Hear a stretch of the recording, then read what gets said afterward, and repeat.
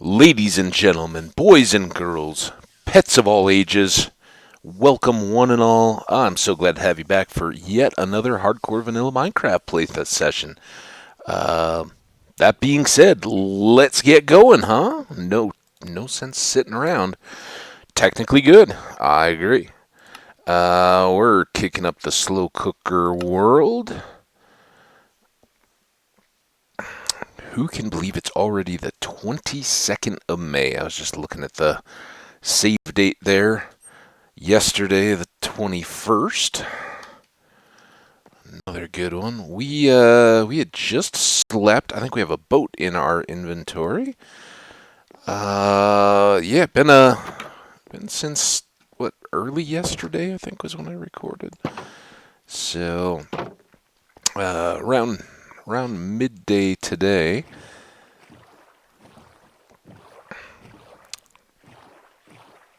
And I'm glad to be back.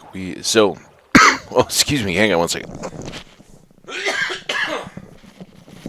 I felt that cough coming ever since, of course, like you start getting ready to record, you kind of blow your nose, clear your throat, do a little bit of that, this and that, and wow, I I was totally wrong. As we were looking for this biome, I was talking about how, in my experience, a lot of the times it's just rimmed by ocean as opposed to dry land. But here, obviously, a little dark forest crossing over, so we can stretch our legs a bit here, see how much of an overlap we have.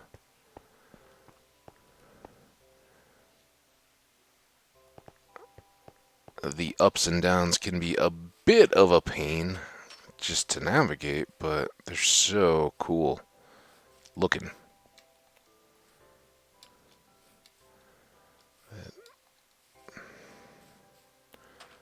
Pretty okay with them. So yeah, we're just we'd kind of talked about at the end of the last episode, or throughout the last episode, that we just kind of wanted to get out and kind of tour, see how much this biome actually had to it. And as I'd said all along while we were looking, they can be just massive um, areas. And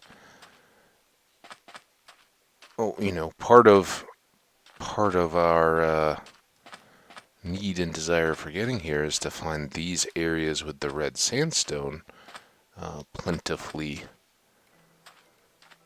spread out around. So good to see a few of those.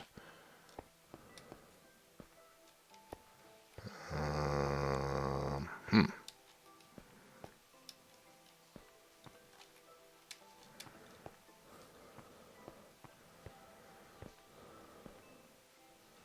Oh, look, it just keeps going and going. This is great.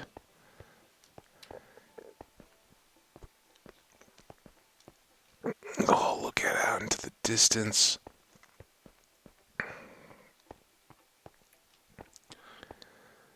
So wonderful.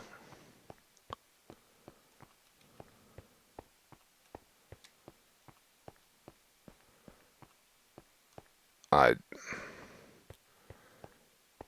I struggle to find any biome in Minecraft that really can compete with this. I just think it's so cool, and I love when you get these striations in the rock, and they just follow through and around, and it's one of my most favorite things because you just can't do it all the time, but road trips across the American Southwest, more so than the true Badlands in South Dakota, for me, they're just so inspirational and mind-boggling at the same time. Like you see just one eroded, one standing butte in the middle of a vast nothing, and it's towering a few hundred feet above, what's otherwise just a low, dirty desert kind of area, and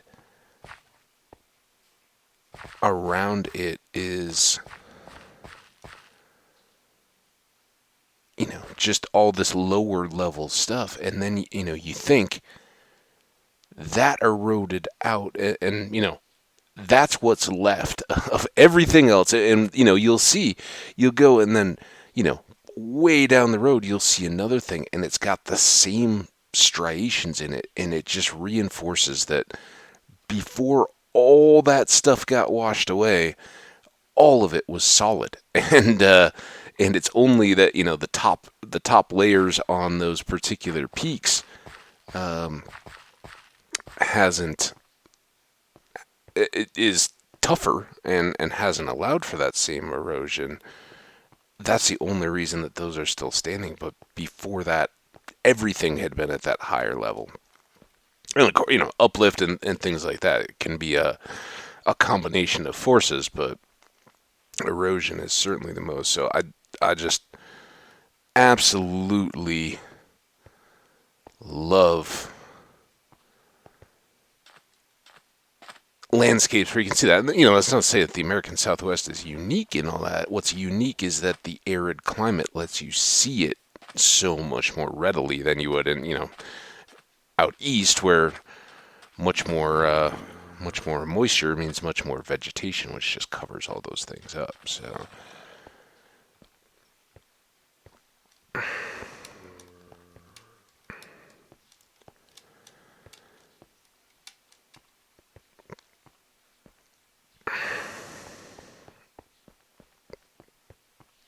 again, we're not too ambitious on this trip. It becomes a little bit of a, well, if you're going to come all this way out here, why wouldn't you get some sand and all that kind of stuff? Yeah, kind of, but sometimes, you just got to go see what's out there and not be too worried about it. I had a wonderful experience today. Just, good long walk. Really kind of, to me, it felt like perfect conditions because it's overcast today and a little bit on the cool side. And I was just wearing, shorts and an athletic type t-shirt, not even cotton, whatever the poly blend stuff is now, kind of the, quick, dry, cool fiber t-shirt stuff, whatever they call those these days. And it was a little on the chilly side. Not bad at all. And yeah, I just kind of like this. Just went out for a nice long wander. Good weekend morning, and I think I may even feel it a bit. I purposefully put a good hill at the towards the end of it, and I think that may feel it, but that's good. I do a lot of walking, and I kind of, and hey, we're all people, right? I kind of did my back off in the pandemic, intensity wise and all that, and so with hiking season coming back into full bore, wanted to ratchet up the intensity. Well, here's something. How long has it been since we've seen a fresh? Don't hit the Q button. Now let's take the clock. We'll take the obsidian, and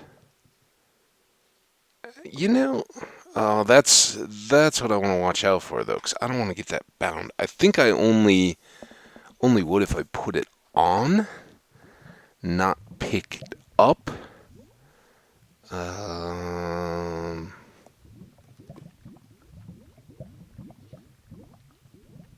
for science, right?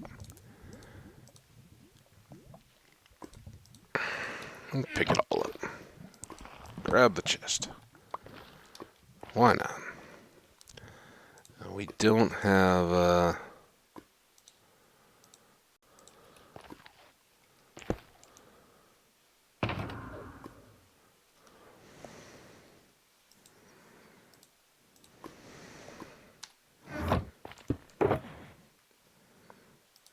thought you were there.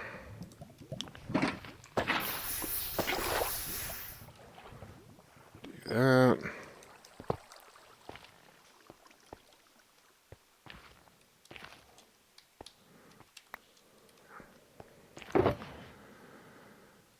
Okay. Water bucket back. Why not?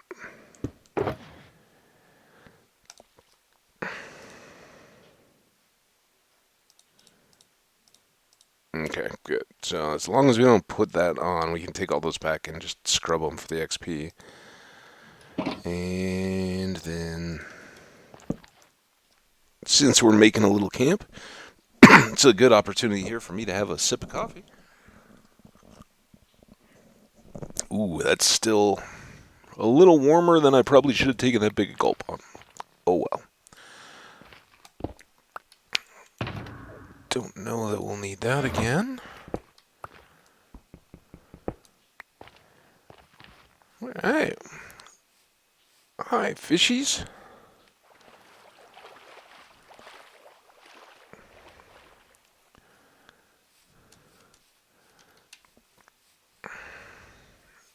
Oh, here's got some more of the spires. That reminds me more of the Badlands, and I know some parts of Utah have kind of more tightly eroded fingers of rock. You know, most of I guess just by the roads that I drive to go across, or the places that I've been, tend to be more of the more massive rock structures. But oh, it's so cool, so cool. And I don't know. I don't know that I've ever known if the colors. That's cool. Just a little bit of rail coming out into the other biome. Very, very cool. Just like it was going off into the distance. Oh man, love it. Um,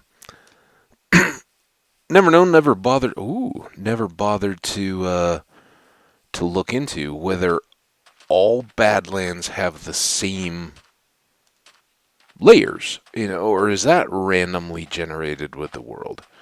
Um, don't know, but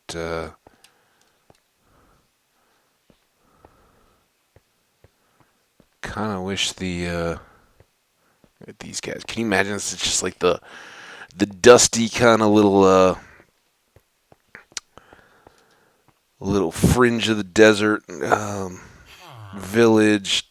Got like the knickknacks, like welcome to the Southwest, and I don't know that they still have them anymore, but it used to be when I was a kid and you drive out, I was like, welcome to Indian country, right? And then they'd have all the tacky tourist toys, obligatory turquoise jewelry and all that kind of stuff for sale, and of course, like cold drinks and ice cream and all the rest of that, because you need a few treats when you're out in the desert. Ah, oh, you guys live in an awesome venue. Congratulations. Look at that. Three different biomes here. Fine looking village you have. My kudos to you. All right. Back we go. They also have an abundance of red sand, which means we may be back to visit fairly readily. And I hope this isn't too frustrating for a lot of folks that, progress, I want to get stuff done. What are you doing? You're just walking places? Bleh. As you can tell by my bleh, not really something I'm too worried about, but it's probably also one of the relatively last chances we're going to have to do a lot of just walking, and this kind of trips and exploring, because once we get the gunpowder going, it's going to be pretty much wings, all the time. Now, and I've already talked about, that's got some real challenges, and aside from maybe making a landing pad back on the home island to fly back to, or at least some of the portals. I don't like doing a lot of flying in the end, so that'll remain pretty walky, and maybe we do just some intentional, hey, let's go for a stroll type adventures. But I think once you got the wings and you've got a good stock of rockets, why not cruise over it? And if we want to come visit those guys in the village and get some of their red sand, because that is the best so far that we've seen for just expanse of red sand. That's a direct flight. We can just hop over, come on back. We'll have to decide what we want to do. Is it worth the edging of the water and taking this all down the one more level? Maybe. Absolutely gorgeous, but part of the there's so much of it advantage is I can clear strip large areas to get what we need. And I think I'd kind of talked about it for the quarry area over by our home base, of kind of making an arena there. And one of the things that I first ever did, it's kind of the first big excavation I'd ever really done.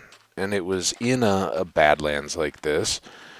And I set that up to be the first place that I would actually set up or run raids. So I had a couple villagers, enough to constitute a village, whatever that was. And otherwise, it was just a big clear-cut area of Badlands, and they were up on, they could spawn up on the ridges, and I kind of gave them a staircase down, so that they could come towards me from wherever they spawned.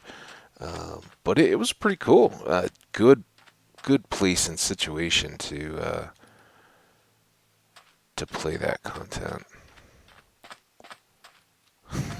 I love that these just kind of peter out. This is a little bit of a death trap here, but I love that they just kind of outside the biome, just vanishing off into time, space. Oh, you're so good, you wonderful Badlands, you. But yeah, it's I don't recall, but this one seems very red and brown heavy, which is cool. Those are good colors too. But some of the other ones I think have had a little more of the yellow. We see it at some places at the very top, and at some places kind of in a lower layer. But and I'd said from the start, between white and yellow, those are the whites. It seems to me are always in these single layer. You don't see, at least I haven't seen a lot of like double layer white.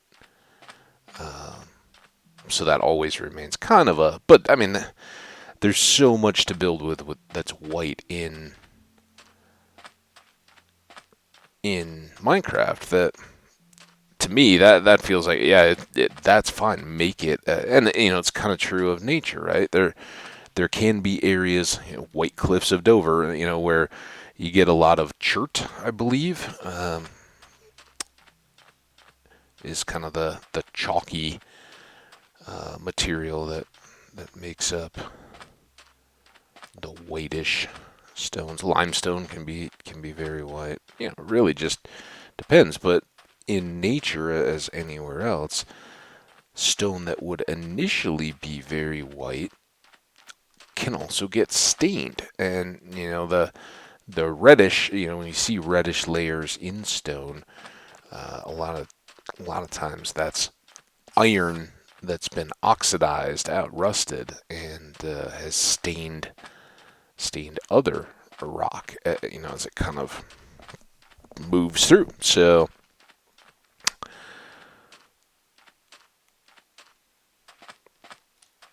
if the stone is already like a black, if it's like a dark black basalt or something like that, it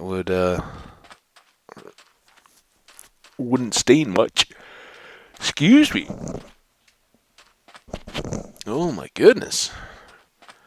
We got the cough, we got the yawn out of the way. Now, all I need to do is get a rogue sneeze to come across, and you guys will get the trifecta today.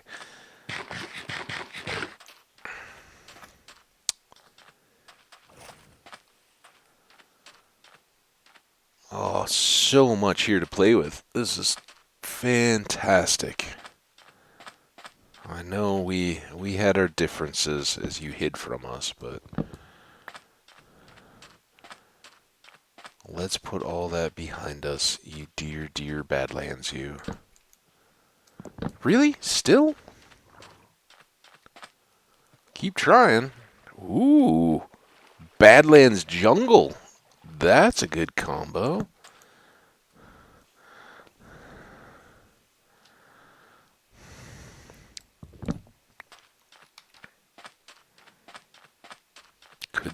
Could this be it? We may now very well need to expand our explorations into the jungle area.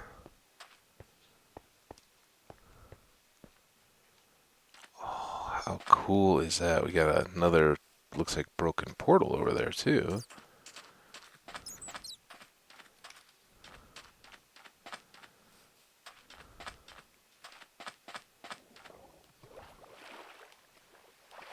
With the vines? Oh, how awesome.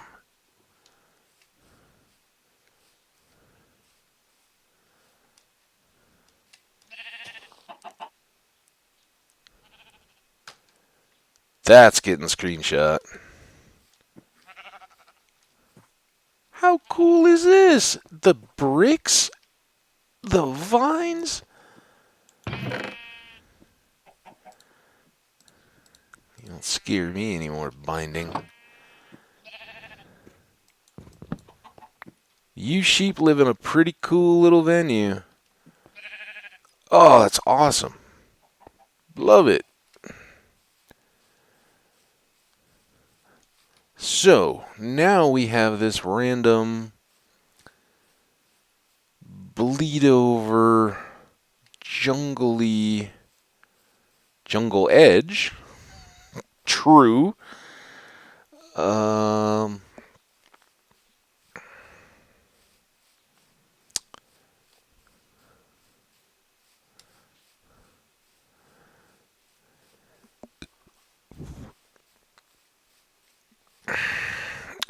our walk just got real.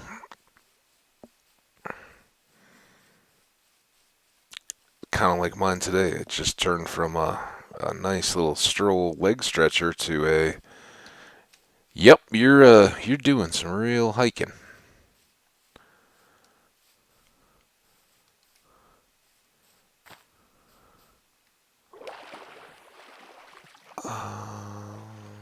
Guess we'll just kind of work around this way if we can.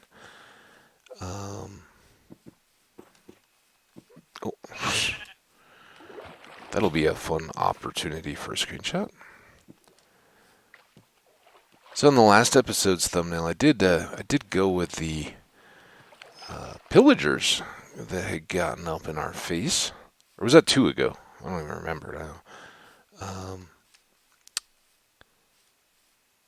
And I guess I'm kind of like skirting this, thinking, yeah, we should check out the edge, and I want to do that, but I really want to be getting looks back into the jungle to see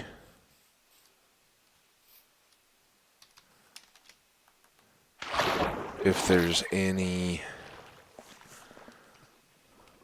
of the bamboo.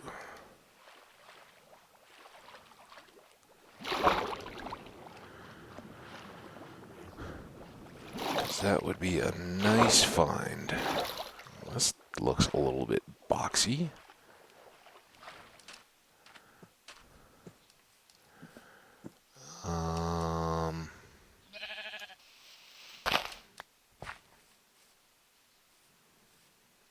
Take me to your jungle.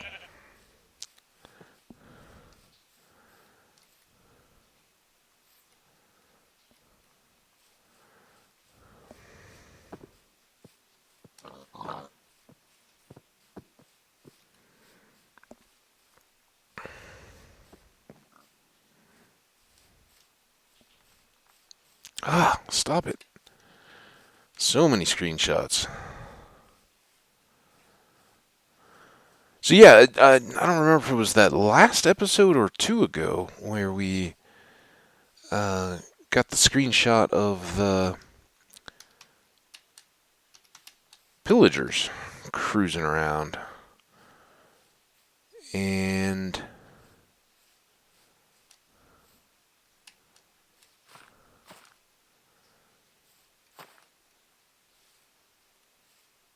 I decided to use that one instead of just the pure shot of the house with the new deck, because for one thing, the pillager shot captured a decent enough view of that, and I figured, knowing myself and my typical habit of getting to the end of an episode and going, oh no, I forgot to get a screenshot for a thumbnail, that other one could just be a handy random filler thumbnail if I ever need one. Kind of mix it up a bit, or have as a ready spare. We talk about that a lot when we're just playing the game. Hey, good to have an extra tool, whatever it is. Good to have an extra stack of food. Good to have plenty of gold apples, all that kind of stuff. So, same deal here. Man, oh man, though, I'm not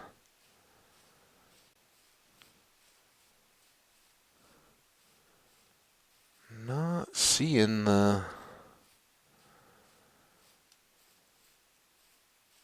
same biomes I'd hoped to. That's a shame.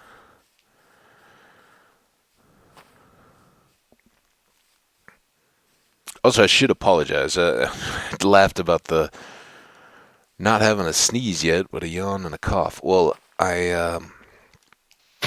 you guys may be hearing here, and I apologize if it's bleeding through too terribly much.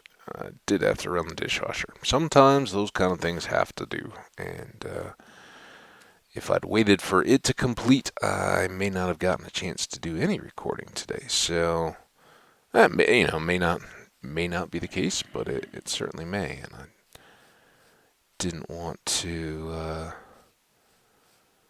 completely miss out, and I'm kind of on the brink now. I'm a little up against it for Dreadmore, and I don't know that I'm gonna have enough time to stock up a bunch more episodes. I really should do a couple today, but that may be a long shot. I don't know. So maybe a little gap. Again, there don't seem to be people just gobbling that up the minute they come out. So I don't think anyone's going to be crying big alligator tears if we miss a day or two. And I think we'll have some opportunity for future catch up. It's the weekend and there's lots of stuff going on, and having already been out and about today, I hadn't spent a lot of time just kind of longer walk. Okay, so not a huge jungle, and sadly, unless it expands out this way a long way, I'm not too confident that we're going to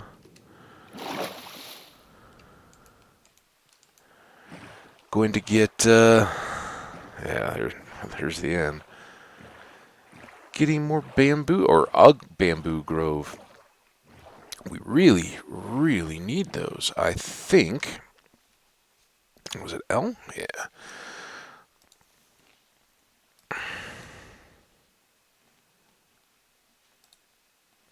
Where's the adventure? There we go. So we only need the 2. And those 2 are, it's no big secret now. We have to get the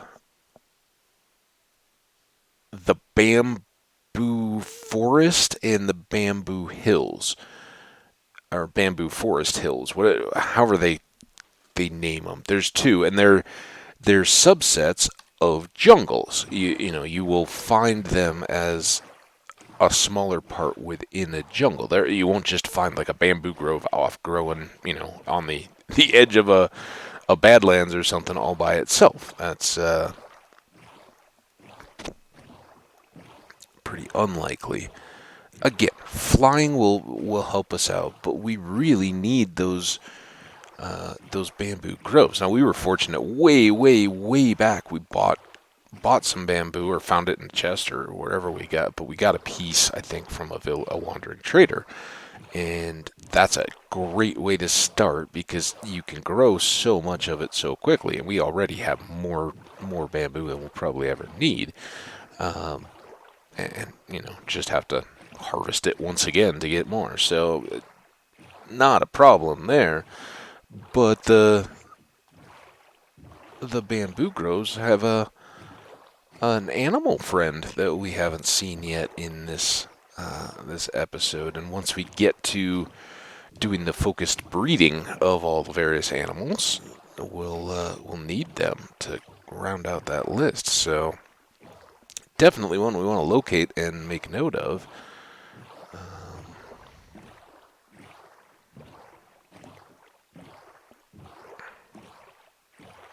But nothing we can do, also nothing we can do about it. Wings would help. We could fly and, locate jungles, fly through them to see where it might stand out from. But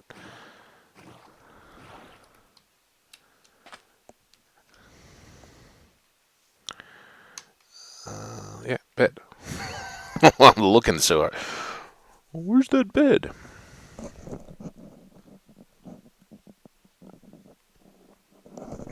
Oh, in case y'all were worried, the coffee is now a perfectly hot but drinkable temperature.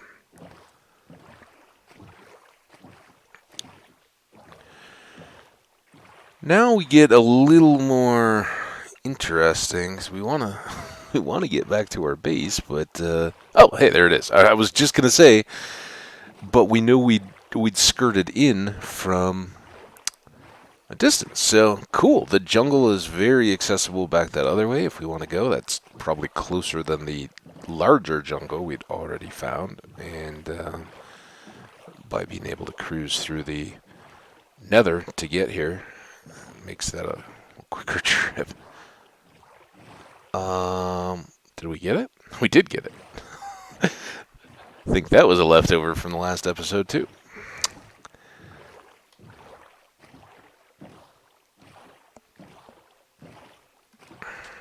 All right. Well, good land and sea adventure. We got lots and lots and lots of stuff to play with out here.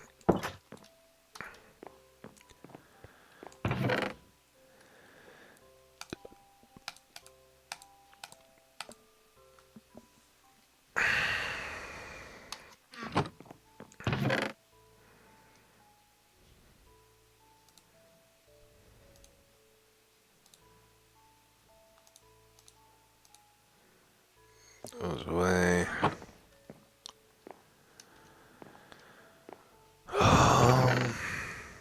That'd be a bad idea to store some of these chests, right?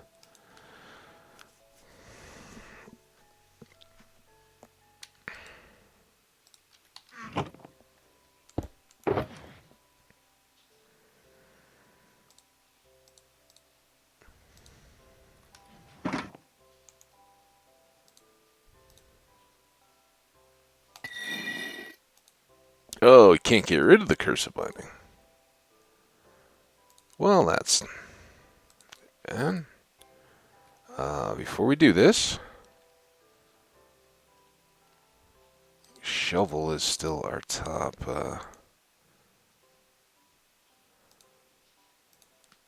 priority. I don't think any of this is going to give us...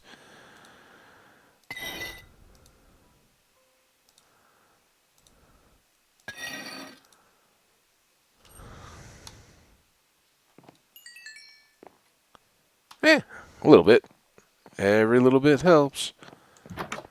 Alright.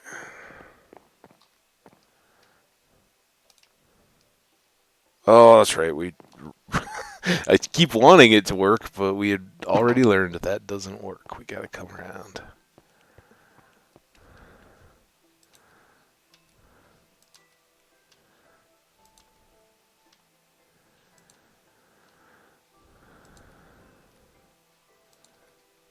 Alright.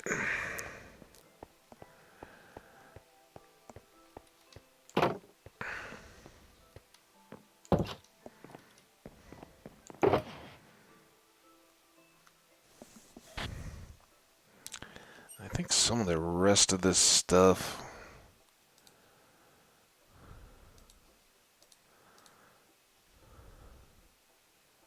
Do we want to clock here?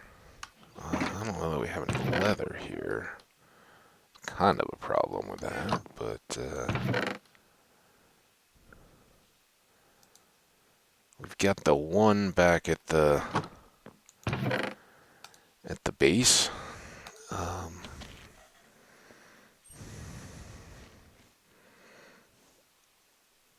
That we could use, or that, you know, is the most common coming upstairs as a day or as a night kind of deal.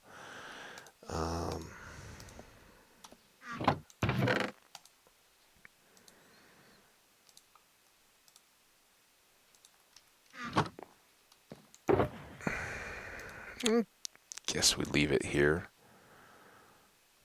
I don't think we have too much use for it anywhere, but if we think about it, we'll and we have a piece of leather.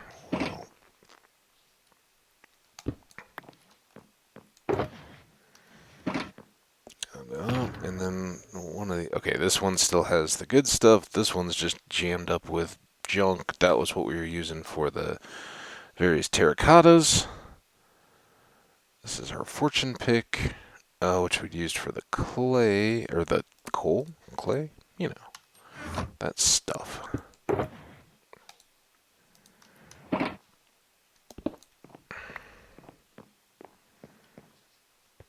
All right.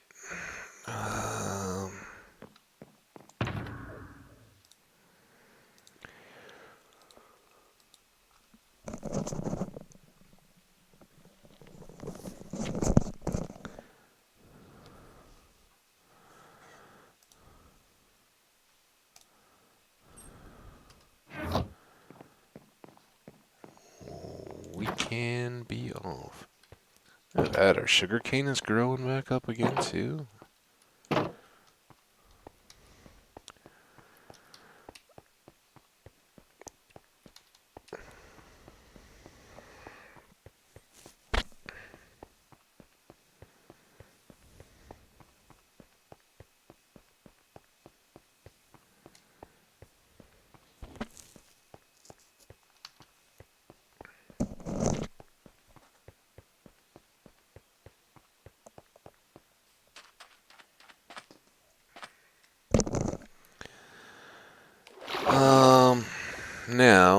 have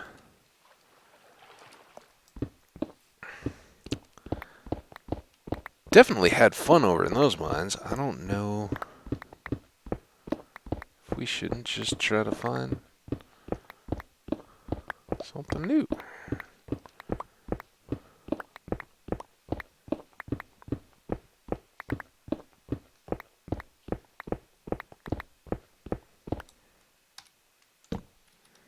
Nice little batch of yellow there, which we don't even see, but that's kind of cool that it's all hidden back in there. Should we maybe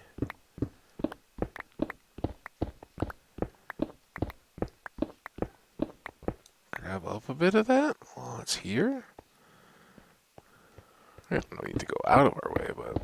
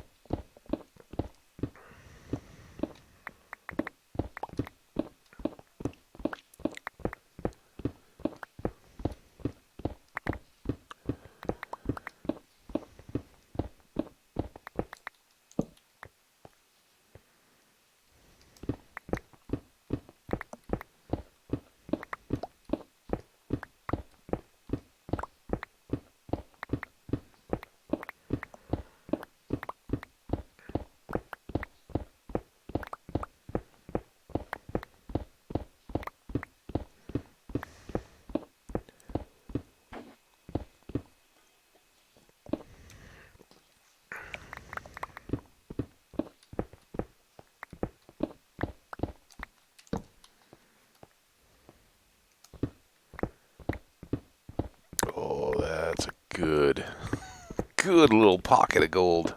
Wow, little is the wrong word. It's a good big honking pocket of gold.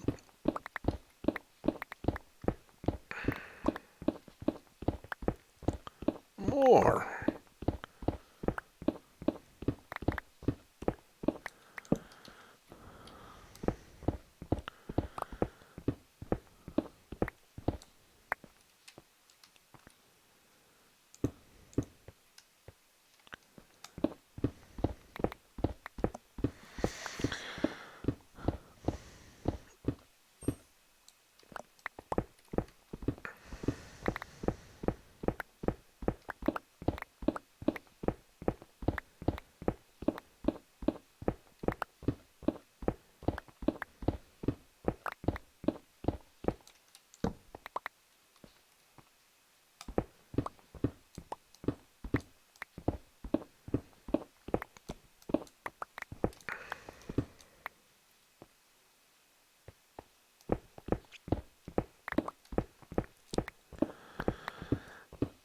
Yeah, no shortage here. Again, these will give us nice little modest XP bumps when we cook them. The coal will give us nice little modest XP when we fortune pick it.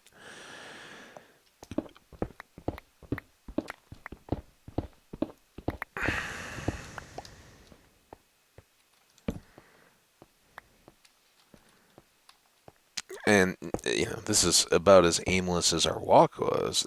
There's no real need to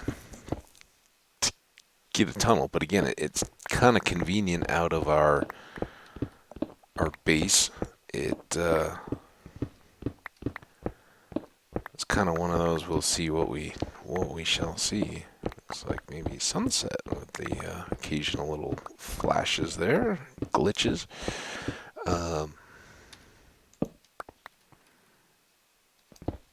But when it does open up access to coal and gold and all that, all the better. And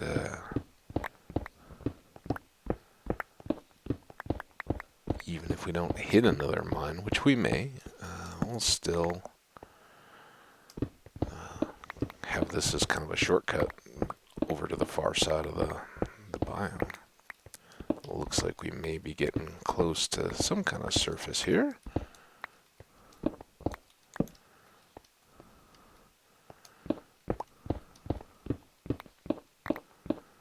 Terracotta is usually a pretty good indicator of that. Sadly, none of the yellow on this side, though.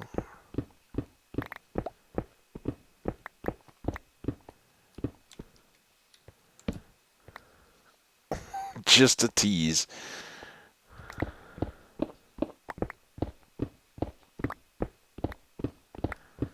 Come get this coal. Then maybe we'll go back and poke out through that and see maybe a bend in a river.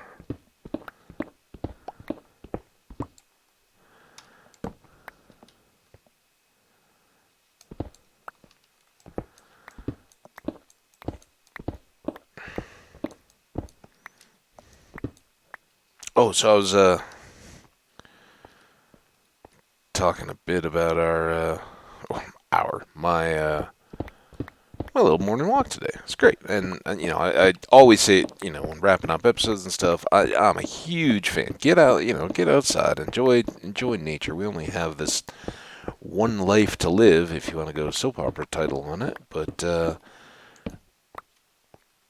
you know, for all of us, when you're a teen, it may not seem as much, but you know, time is fleeting. We all have but one life to live, and how weird is it? Just maybe it's a depression? Whatever. Back to our original direction.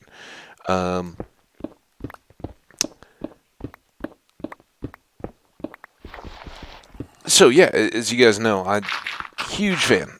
Walking is I've talked at length about how walking is kind of what we as humans are designed to do. That's our jam as a species. Outwalk our prey, and so you know, that's a big part of what I do. You know,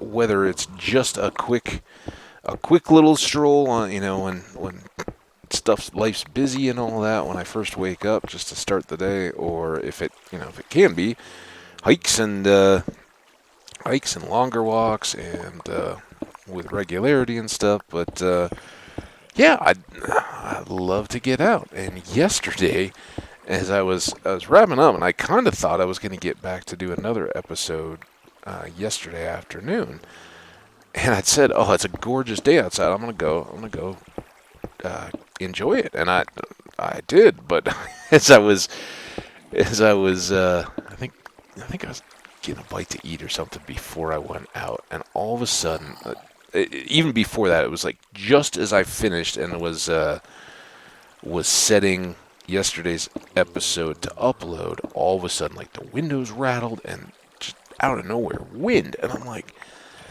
I say in the thing, you know, whether it's night or day or, you know, rainy or whatever, you know, get outside. But there's one thing I really can't, you can't do much about when it comes to weather, and that's wind. You know, you can put on a windbreaker, but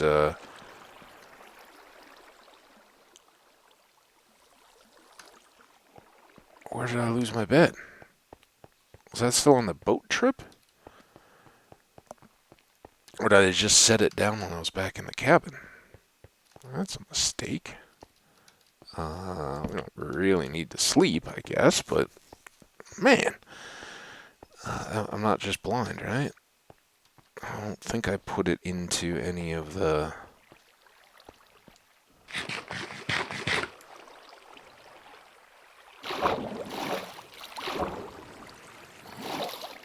Oh, I thought I was... I thought I was coming up at night. We just found a nice little cave, though, instead. Now, how am I going to find out where a little hole is? Maybe like that. Caves are fun.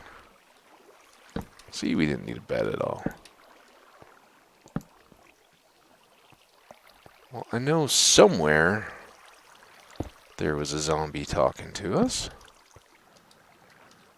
We don't need the terracotta from in the cave, but we want this gold.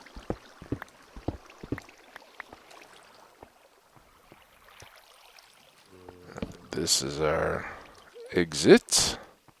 I guess now we can...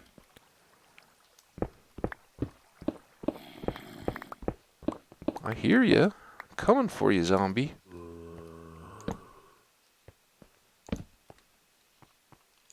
Huh.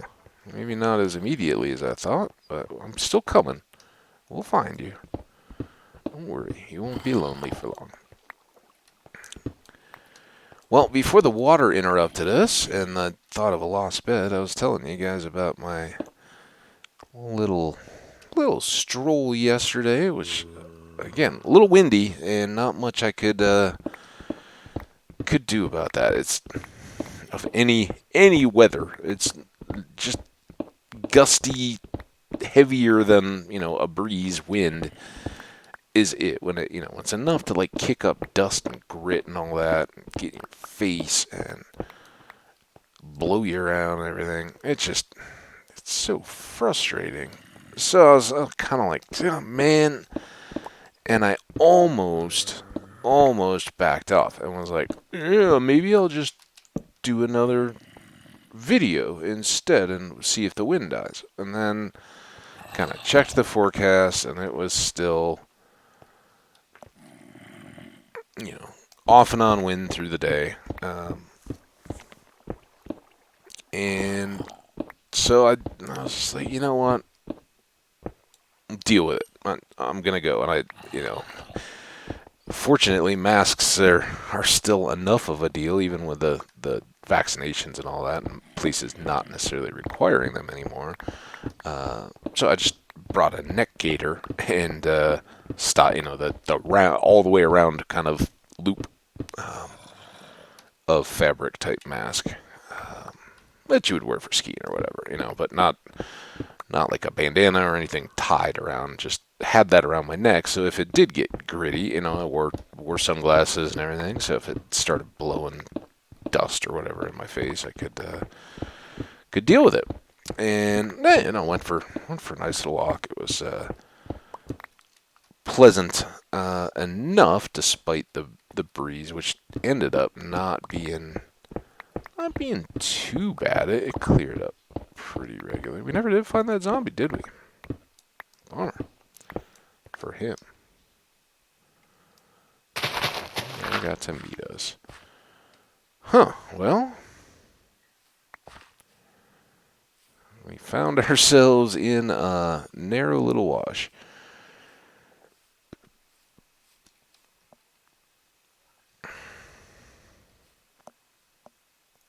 Don't see any mine outcroppings right around here.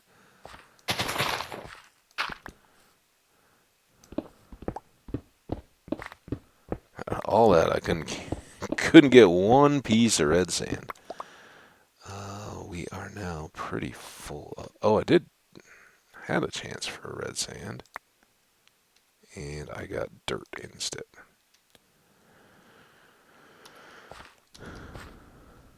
Alright, let's go trekking. No wind under the mountain.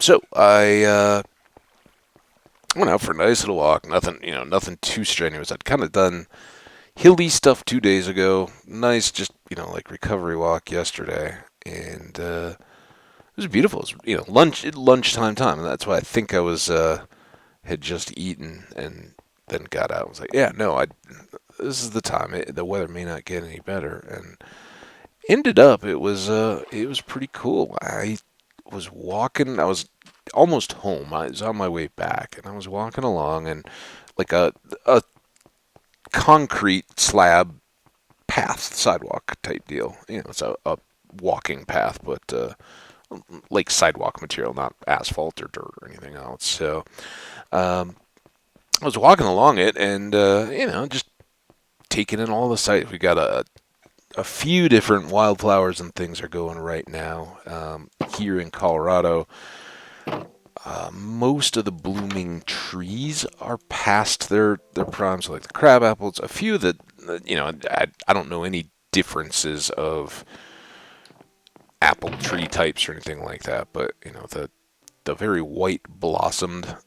Some of the apple varieties, I would guess, are still flowering, and they may be they may be other fruiting, blooming type trees too. I don't know, but a lot of those are gone. Like the more pink of the crab apples and stuff like that are already pretty well done, and honeysuckles and things like that seem to have already peaked and passed. But the lilac bushes are, maybe yesterday it was about the top, across all, and some varieties of those go a little earlier and some later, but lilacs are pretty much at their absolute peak. I was looking again today at a few that I walked by, and just they kind of have these cones of the purple violet flowers, and just the tips of those are now starting to wither a bit. They still are, still are very lilac-y.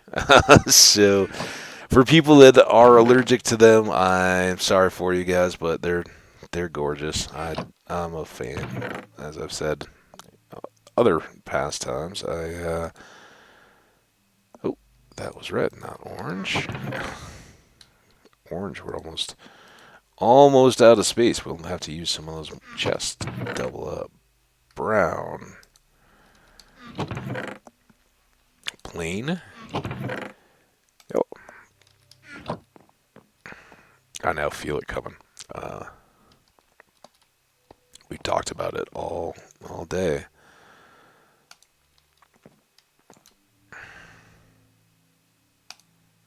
Yeah, why not? Now, it said, oh yeah, why would we need a big chest? Well, we can consolidate what gold we have into blocks, but we might as well start a few of these, and here we can put in the more full stacks.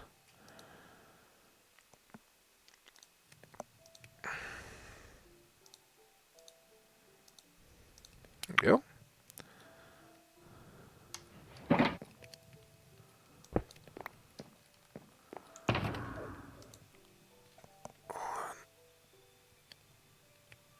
I got something like in or just irritating my eye. I just absently kind of like dragged a finger across it, and I was like, "Ooh, that was kind of annoying." So I apologize here. Kind of trying not to make it worse.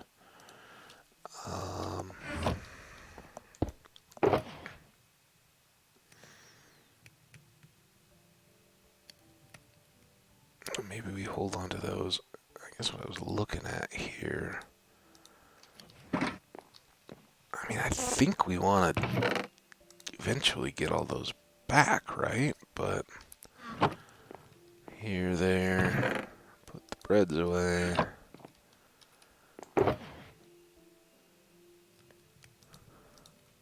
Seeds? I guess they'll do us. I was talking about them as we can bring them back for the bone meal factory. I don't know that we need to do that. Alright, now, having not seen it, unless I put it in here, no, I think we need this though.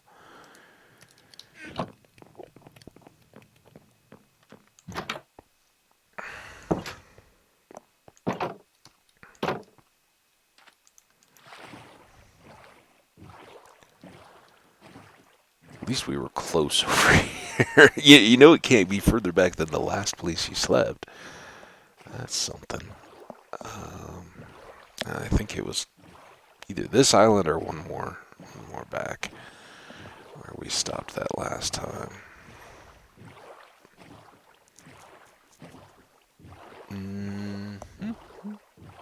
Is that a... Yeah, look at that. Another broken portal, which is right by our bed. Fantastic. First things first. Sorry, bed. You were feeling neglected, I bet. All right, now let's do one of these.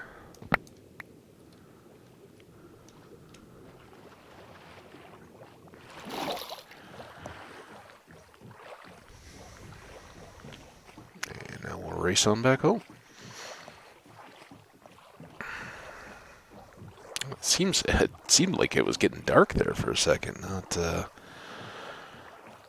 just fading. So anyway, let me try once to finish a story. So yeah, I went for this walk. It was beautiful, walking down a concrete path, sidewalk kind of looking thing, and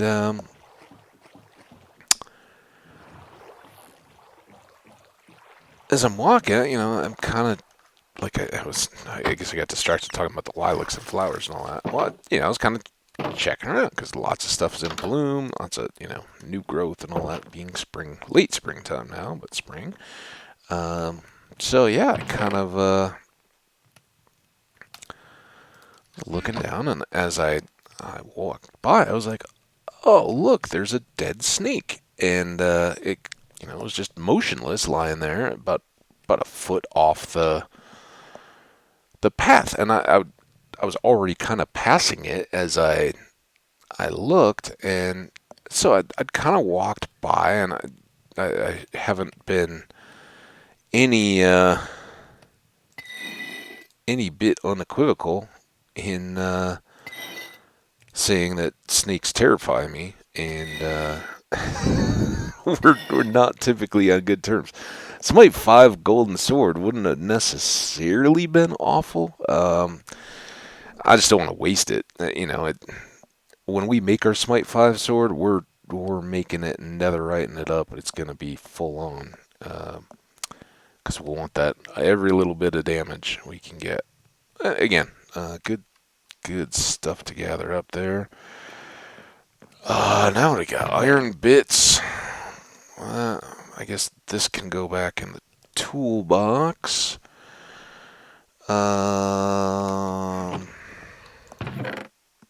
Here, along with the chests. And back out to the old cactus.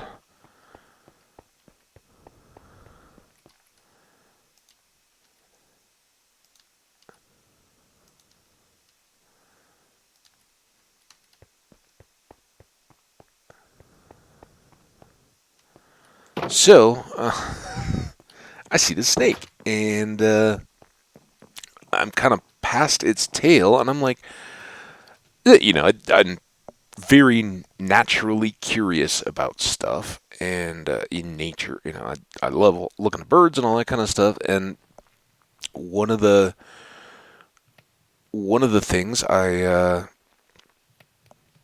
certainly am curious about is, here we have lots of different Budios and obsipiters, the big hunting birds, hawks and falcons around, and a lot of those make a lot of their diet up from snakes.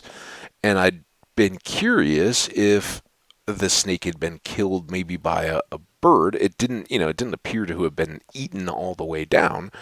And I was wondering, like, oh, did they bite it and maybe, either trying to pass it in a courting type ritual to a prospective mate, or just in a fight. Sometimes one bird will try to steal food from another, and it's pretty obvious if a bird is flying along with a snake hanging out of its talons that it's got something. So I was curious if it had gotten dropped or what, and I looked back, and sure enough, it kind of lifted. Its head was just moving as I looked back, and I'd already passed it, so it had done the first of a snake's defensive mechanisms. Most, you think snakes, rattlesnakes rattle, and other snakes will hiss and that kind of stuff and try to scare you away. And that's certainly true, but their first reaction will usually be to lie still, and relying on their camouflage, which is, what they do to hunt and everything else, just let you pass by. If you're not bothering them, they're not going to bother you, and it's all good. So as I stopped, I was close enough that it wasn't comfortable having me that close to it. I was probably 2 feet away, maybe if that, from the back of its tail, and it just very calmly started slithering the opposite way, parallel to the path. And so my reactions, if it's not like that, it's scream like a no offense, ladies, scream like a little girl, which is silly when you're a middle-aged man, but you can't help it.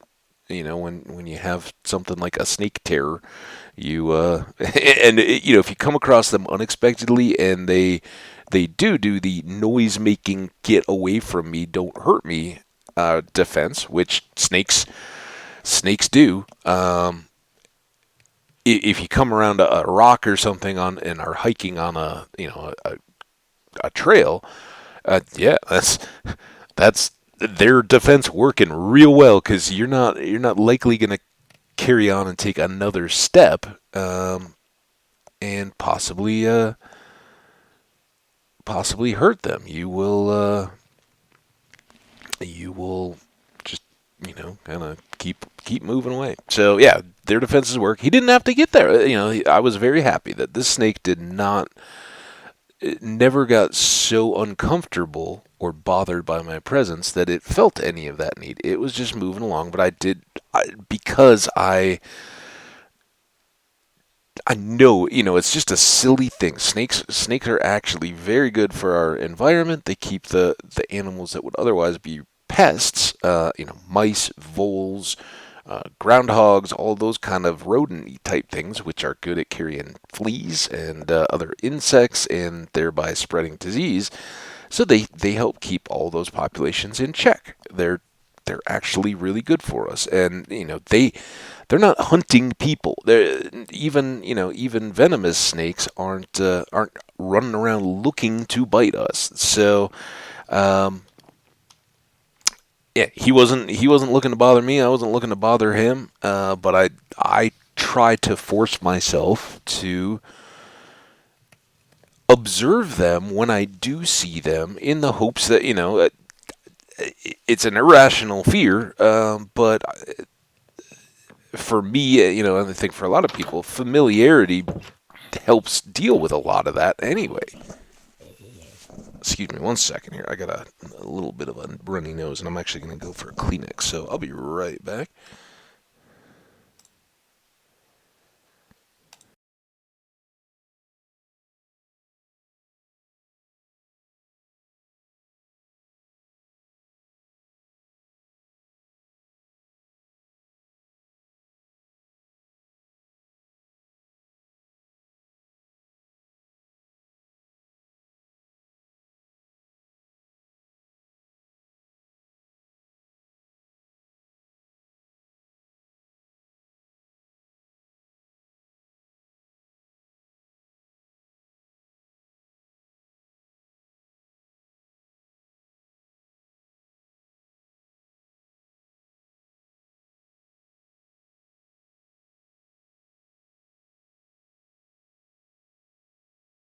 I apologize. That was may help us prevent that sneeze we keep talking about.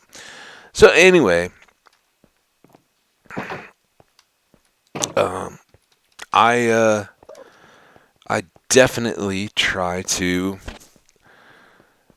If I see a snake in the wild, I try just to observe them more and more,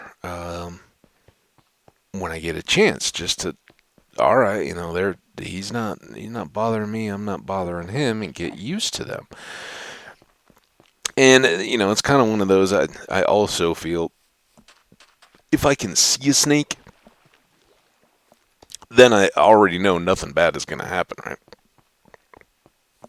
Bad stuff with snakes happens when you don't see them. Then if you accidentally step on them, or disturb whatever they're, wherever they're resting at, that's when, particularly venomous snakes can be a real problem. So this was not a rattlesnake at all. It was a bull snake, and because they're not rattlesnakes, they're my favorite snake around. They're big.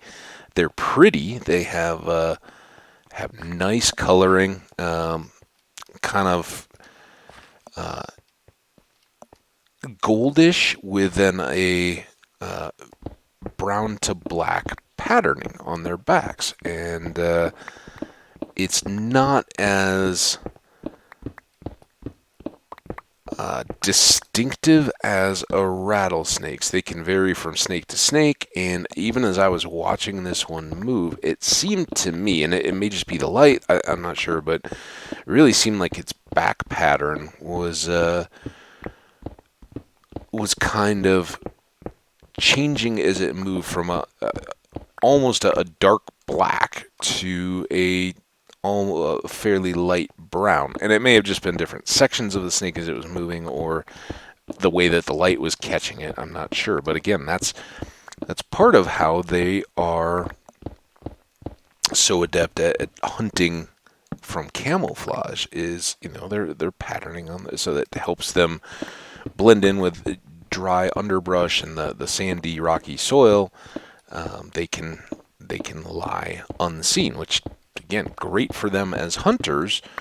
Not so great for them when big lumbering people come walking by and may step on them, which may make them react. And that's for western diamondbacks or for bull snakes, either one. Now, unfortunately, the bull snakes are constrictors, not venomous hunters. So they don't have a lot of recourse. Unfortunately for rattlesnakes, usually if you've come into that proximity to them where they're actually going to strike, you may have already stepped on them, so they may already be hurt. It's not a great situation for the animal or for you if you end up getting bit by a rattlesnake. Usually, and it's kind of a toss-up, which ends up worse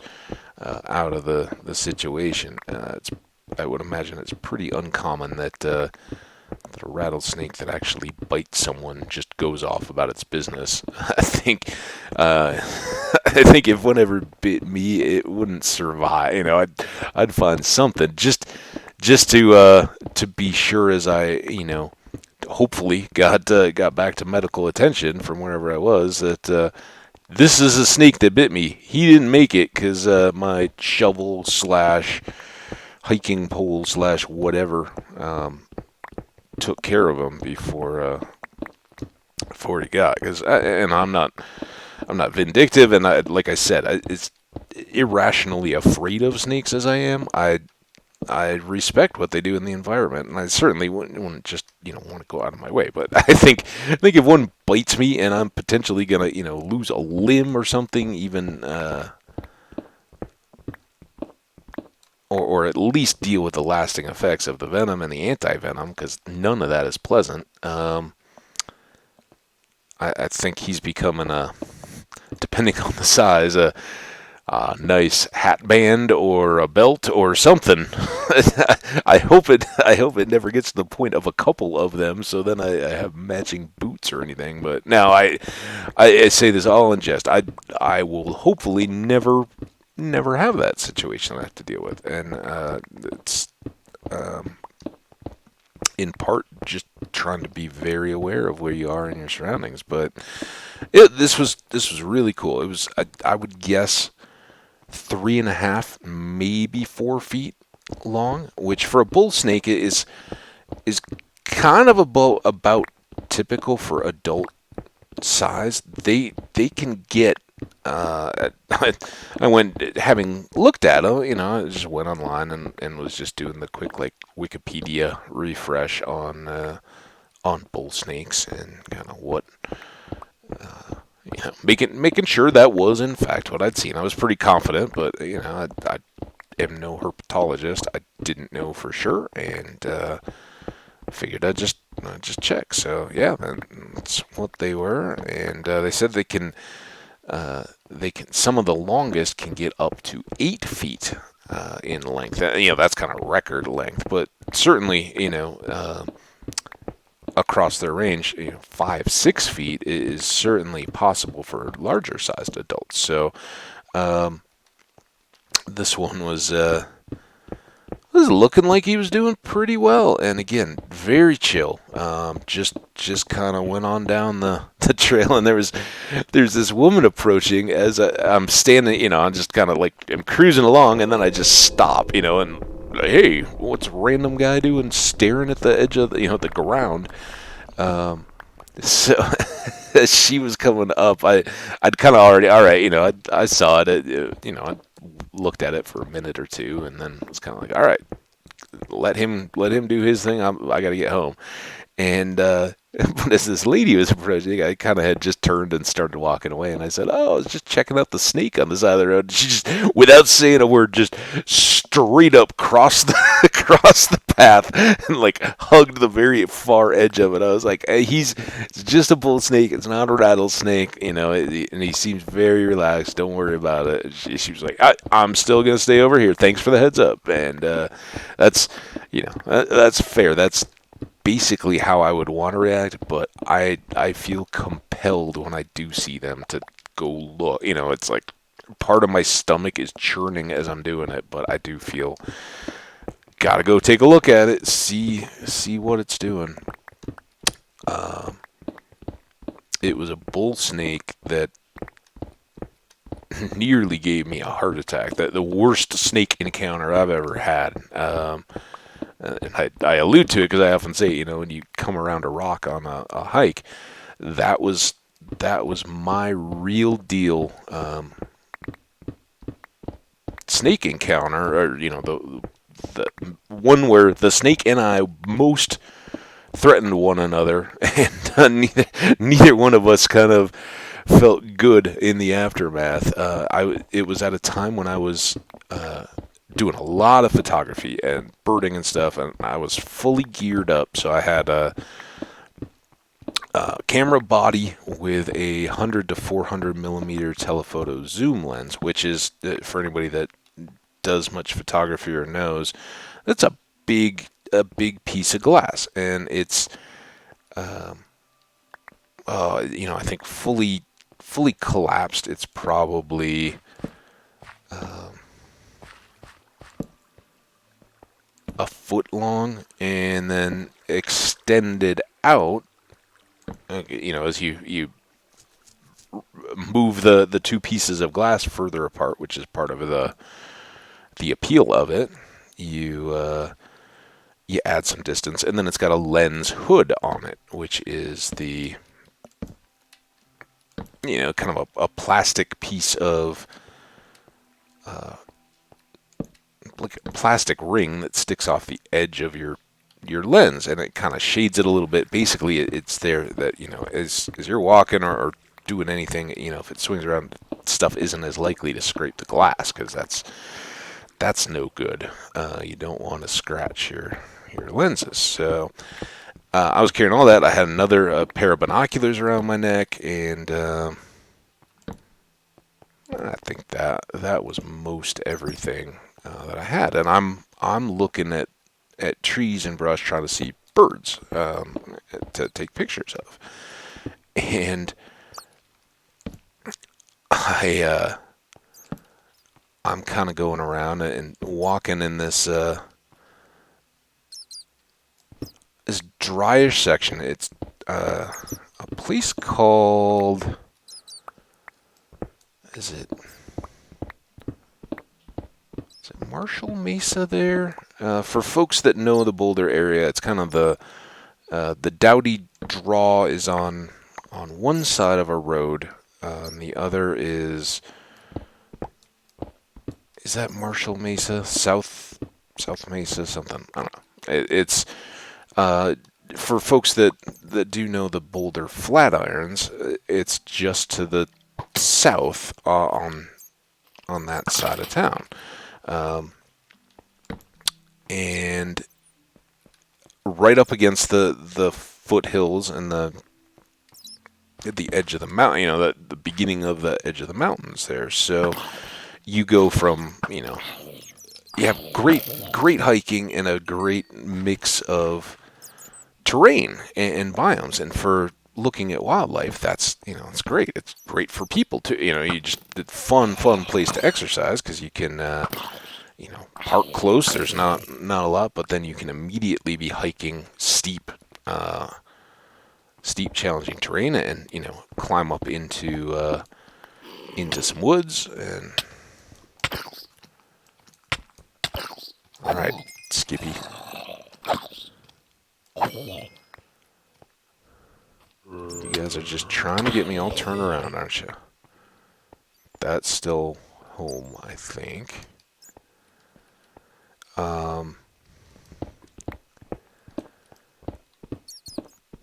So yeah,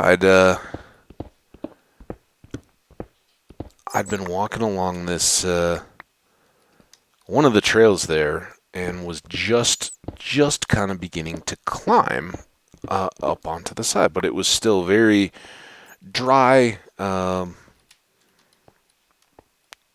sparsely vegetated, and kind of a south-facing slope. So dry. There were some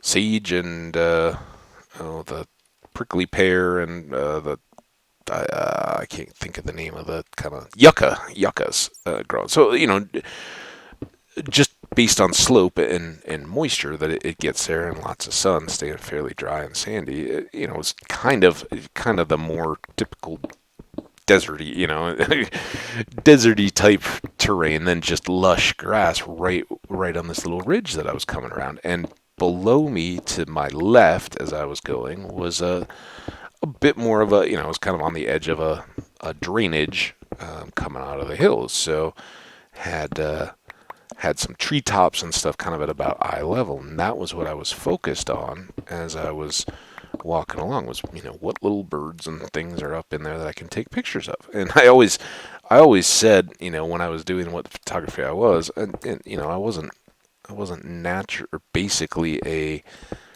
birding photographer. I was just out to photograph all of nature. It's just that birds happen to be really prolific targets, and that's why you hear about birders, not mammalers, right? You just aren't as likely to see as many mammals. It doesn't make them any less appealing, but if you're going to go out looking at stuff, unless you're at Yellowstone and you're going to happen to see the bison there, you might as well be looking at animals that are so colorful and noisy and all around in great variety anywhere you go. So that's kind of what I was doing. But so I'm looking in these treetops to my left, and this kind of dirty, dry bank is rising above me on my right, and it kind of bends, and right there the trail kind of cuts up on this bank after you go around kind of a rocky outcrop, and then it kind of turns away from the gully and the trees to start climbing further, more steeply up this deal. So I was just coming around there again. I'm kind of, my focus is still kind of back on, and I've walked this trail, so I kind of know where I'm going. And I turn, and just looking back, I see this snake coiled and up, lifting its head, and it's hissing at me, and I stumbled back, because it's literally like right in the middle of the trail, and my momentum is carrying me to it, and it's up, I'm like two steps from being right on top of it when I see it, and I like stumble back to my right on this dirt bank thing. And I'm trying not, even in my terror and my scramble out of danger mode, I appreciate that I don't want to break my camera or my binoculars or anything else, so I'm kind of like trying to protect them as I'm falling, losing my footing, and in full backwards crab walk scramble like land. That's why I remember that it was so dry and had prickly pears and yuccas and all that because I'm like in them on my butt, but still scrambling backwards. And the snake is still just like, what are? I'm not having you on top of me at all, buddy. So it's just in full threat posture and hissing, and that that was also fortunately a bull snake, and the first one I really kind of encountered in full form. I'm gonna replicate a rattlesnake to scare off a potential threat, and boy does it work, man. Let me tell you, they have they don't have rattles at all on their tails, so they won't they won't actually rattle like a rattlesnake. But what they do is somehow with their lungs and whatever. Oop, I don't even see them yet. Um, yeah, with their lungs and forcing air out through their mouths, they can mimic a rattle. That's crazy, but yeah, they can make this rattling sound, and so there I was, totally not looking for him, and finding this, what I would have easily been within strike range of a rattler had it been rattle instead of bull snakes. So I was very fortunate. He was very fortunate, and after I thought I was a goner, and then slowed my heart, I'd kind of scrambled away. But like first thought after I realized I hadn't wrecked my gear was start shooting it. I've got this huge telephoto lens on, and I'm trying to shoot this snake from 4 feet away on my backside as I'm dealing with him. But eventually, um, he kind of pulled back away from the trail, and I kind of hung back. But eventually, I think I kept that same long lens on and just shortened it down to its shorter aperture, and yeah, it was all good times from there. So all was well that ended well, and that really kind of began I have to. The only way to deal with these frights is to really study them. So there I was, that was the first time I had a camera and all that, and as he calmed down, or he or she, whatever it was, as the snake calmed down and my heart calmed down, we kind of checked each other out. It pulled back into the brush. I photographed it a few times and kind of watched, but I was so sure I was about to get bit by a rattlesnake because they lift themselves up. They are intentionally replicating a rattlesnake when they do that. They want you to think this is a rattlesnake. I should not be I should not be close to the snake, and it works really, really well. I can assure you of that. So yeah, that was my big snake encounter, because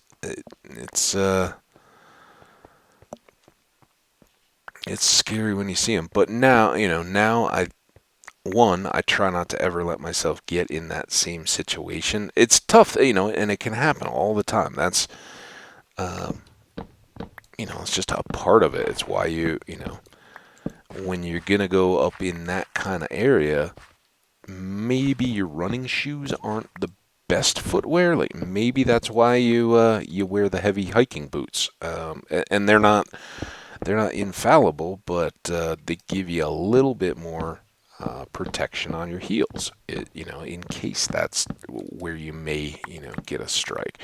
I've never have actually gotten to the point of buying actual snake gaiters, but you can, then put those around your, kind of below your knees,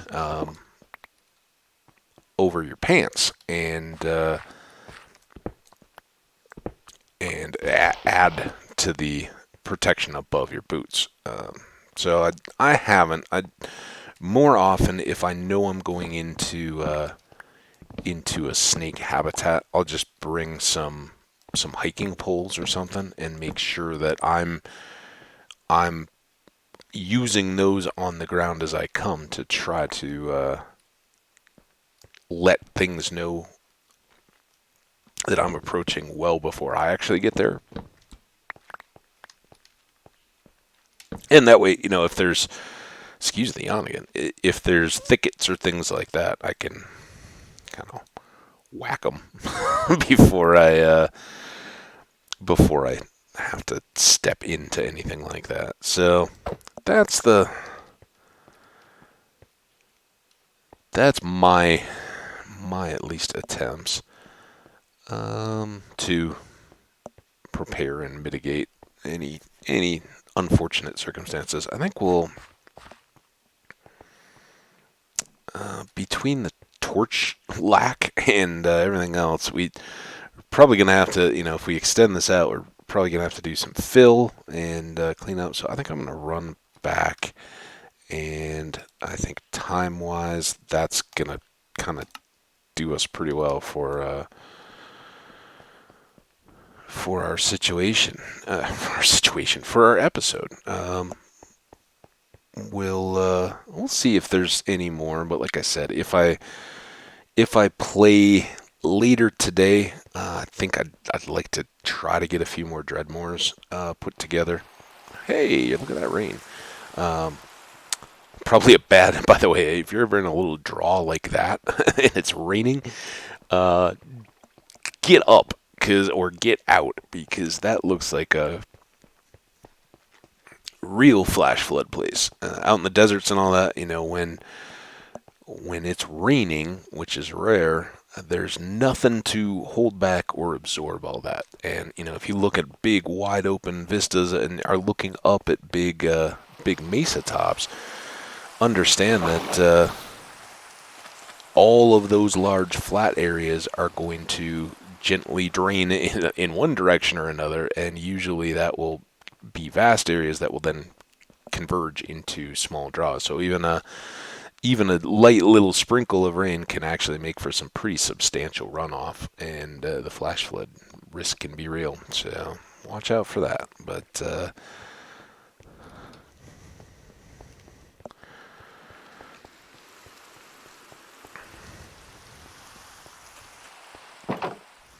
at least if there's a flash flood, the snakes aren't out. They've gone deep underground. All right. Well, now we got all this stuff to deal with. Do we want to deal with all this stuff? Kind of at least want it. Did I already put all this away? No. I put it into this one.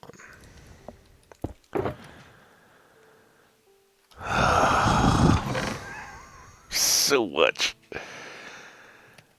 That can go away.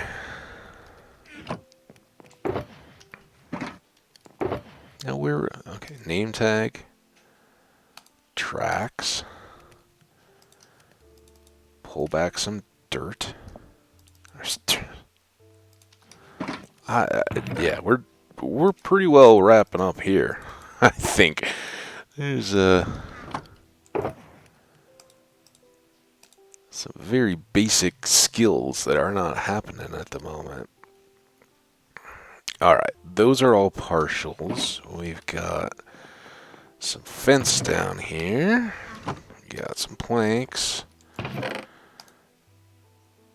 We've got some yellows at the far end. Got some dirt and some no gravel. No growl.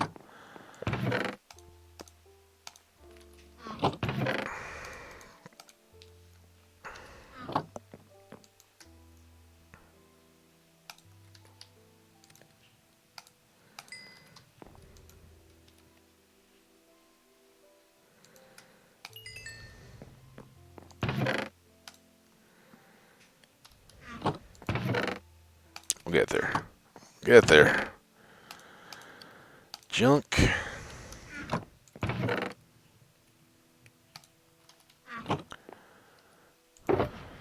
That still all stand. Yeah.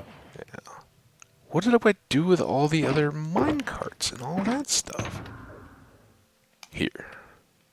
Now, was this full? Probably. No. Alright.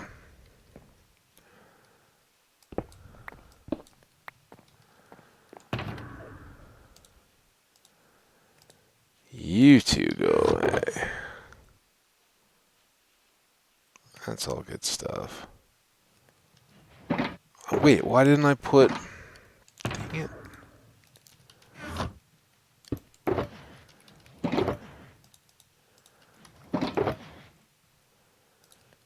These were all to go in.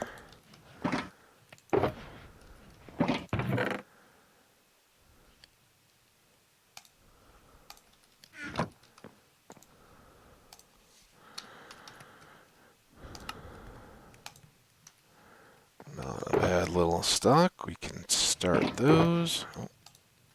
The rest of these can go back. All right. We'll keep it. Oh, and we need to restock torches. That's part of why we were back here.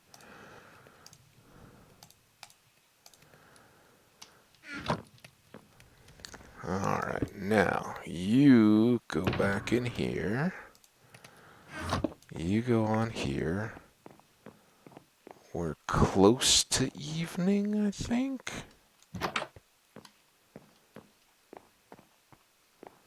Oh, it's just cloudy. That's right. All right. Well, we'll stay inside for the wrap up here, I think. But once again, I want to very sincerely thank you guys. I appreciate you, Miss Adam. Adam? I don't know. Should probably know what that is. Can't win them all. That's not what I was trying to do. I was trying to pull up the thank you.